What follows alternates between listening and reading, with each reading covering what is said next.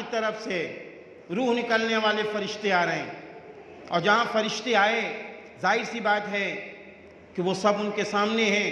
ایسے موقع پر اگر کہیں سے خوف آیا کہ ارے میرے جانے کے بعد بچوں کا کیا ہوگا، ارے میرے جانے کے بعد میری بیوی کا کیا ہوگا، ارے میرے جانے کے بعد میرے گھر کا نظام کیسے چلے گا، جب یہ حالات آ گئے تو وہ فرشتے کہتے ہیں اور کہیں گے اللہ تخافو، تم خوف مت کرو، بے خوف مت کرو۔ کیوں خوف مت کرو؟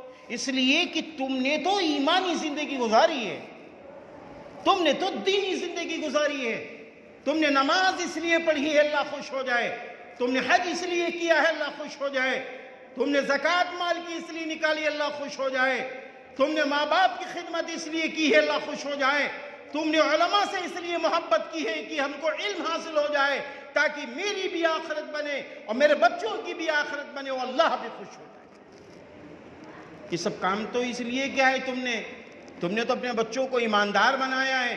ڈاکٹر ہے لیکن آپ کا بیٹا، ہمارا بیٹا ایماندار ہے، قرآن پڑھا ہوا ہے، انجینئر ہے قرآن پڑھا ہوا ہے، پروفیسر ہے قرآن پڑھا ہوا ہے۔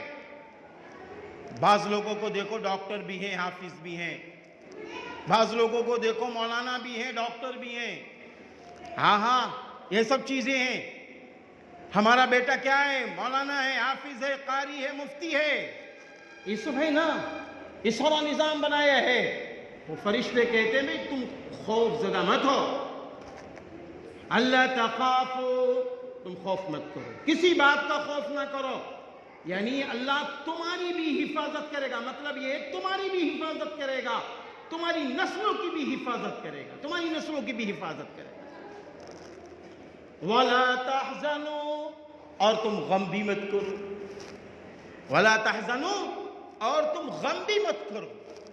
تمہیں کسی بات کا غم نہیں کرنا چاہیے کہ آگے کا کیا ہوگا، نہیں کچھ نہیں، تم اللہ کے حکموں پر چلے ہو، تم نے رسول اللہ صلی اللہ علیہ وسلم کی زندگی کو اپنی زندگی میں ڈھالا ہے، توحید خالص کو اپنے دل میں اتارا ہے، اس لیے غم کرنے کی بھی ضرورت نہیں ہے۔ معلوم ہے تم غم کس بات کا کرتے ہو؟ وَابْشِرُوا بِالْجَنَّةِ الَّتِي كُنْتُمْ تُوعَدُونَ، ارے تم سے تو تمہارے رب نے وعدہ کیا ہے، خوشخبری دی ہے، تمہارے لیے تو جنت ہے۔ تو میرے بھائیوں، یہ جنت کی خوشخبری کب ملتی ہے؟